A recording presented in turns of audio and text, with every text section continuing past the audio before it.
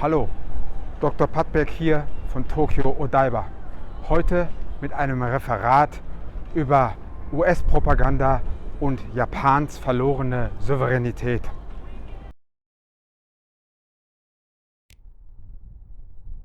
Es sieht gar nicht gut aus für Japans Souveränität. China, Russland, Indien und andere freie Nationen haben größte Schwierigkeiten mit dem gegenseitigem Respekt und dem Vertrauen, wenn sie mit den Herrschern Japans zusammenarbeiten wollen und müssen, weil Japan keine souveräne Nation ist.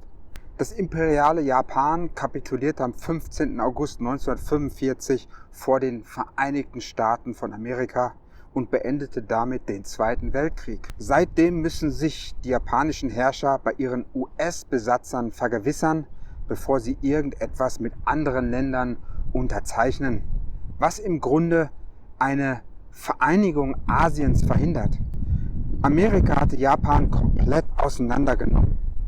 Zuerst beschlagnahmten die Amerikaner alle japanischen Waffen, Maschinen, Baupläne und Erfindungen.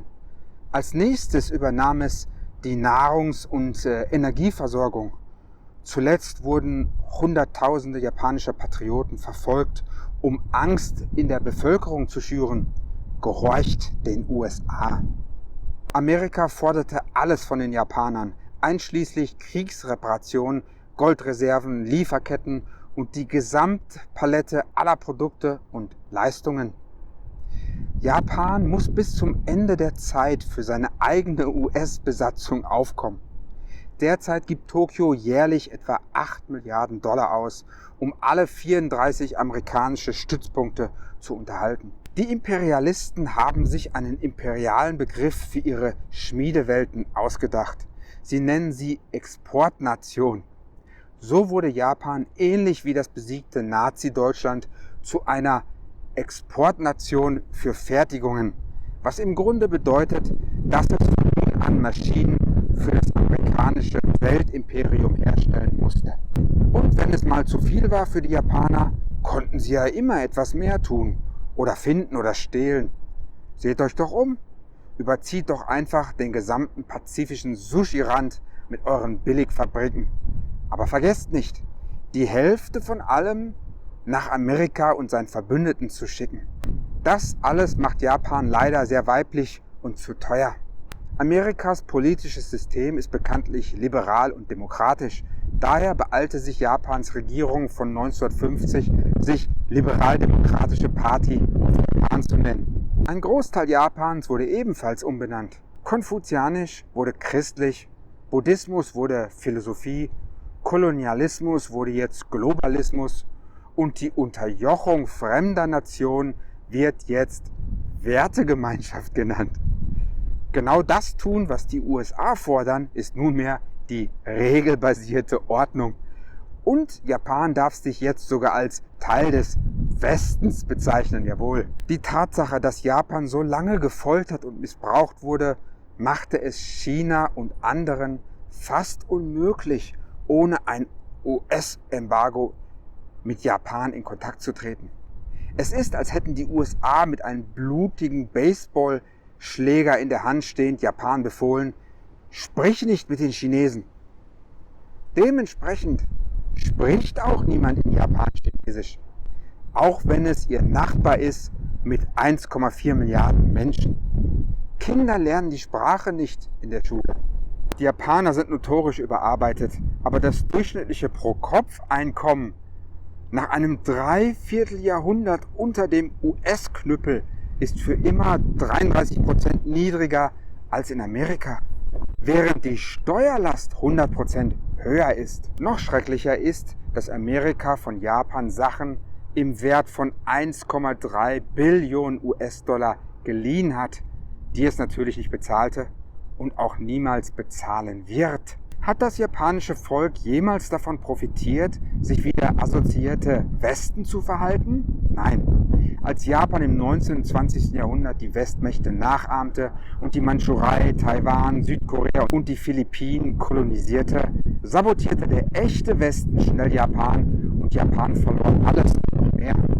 Noch Noch heute, nach 7 Jahrzehnten der Verwestlichung, sehen die Westmächte in der NATO, G7 und dem Quad-Militärbündnis Japan hauptsächlich als nützlichen asiatischen Verräter.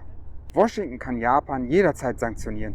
Das berüchtigste Sanktionspaket gegen Japan war die Abschnürung von Nahrungsmitteln, Öl und Metallen in den 30er Jahren des letzten Jahrhunderts, gefolgt vom Einfrieren aller japanischen Vermögenswerte im Ausland, was zu Japans verzweifeltem Angriff auf die US-Marinebasis in Pearl Harbor führte.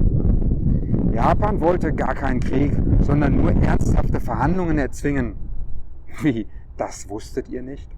Seit 2016 droht Amerika Japan erneut mit höllischen Sanktionen. Wenn es nicht unsere neuesten Boeing-Kampfflugzeuge kauft, um gegen China zu kämpfen, wenn es die Ukraine nicht gegen Russland unterstützt, werden wir Japan einen Rassisten nennen und das Land mit 10 Millionen afrikanischen Klempnern überfluten.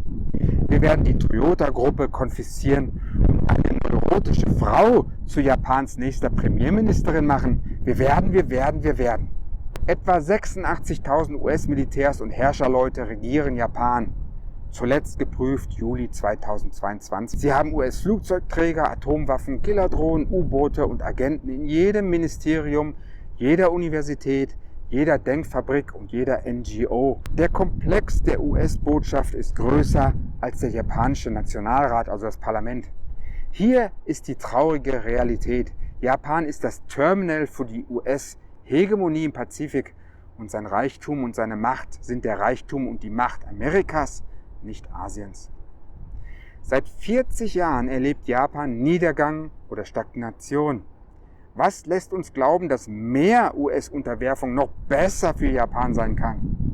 Das Handelsabkommen zwischen den USA und Japan von 2020 und das Wirtschaftspartnerschaftsabkommen zwischen der EU und Japan von 2019 sind in Wirklichkeit unfaire Verträge. Studiert diese mal. Es gibt weltweit keinen einzigen japanischen Standard. Tokio unterzeichnet seine eigene Versklavung durch fremde Mächte. Und wofür? Um Asien auszuschließen. China mischt sich natürlich nicht in die Politik souveräner Nationen ein. Wenn Japan dekolonialisieren will, kann es das natürlich nur von sich selbst heraus tun. Es muss dieses jedoch auch stark genug wollen. Und dafür gibt es leider keine Anzeichen. Indien wurde 200 Jahre lang von England regiert. Hongkong war 156 Jahre lang eine britische Kolonie. Japan ist seit 77 Jahren eine US-Kolonie und Washington hat noch immer das Momentum. Der Westen wird Tokio wahrscheinlich in illegale Hundekämpfe zwischen den USA und dem Imperium gegen benachbarte freie Länder verwickeln und verpulvern.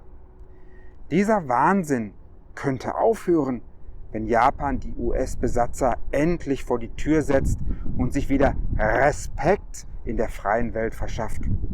Asien für die Asiaten. Vielen Dank fürs Zuhören. Wir sehen uns. Bis später.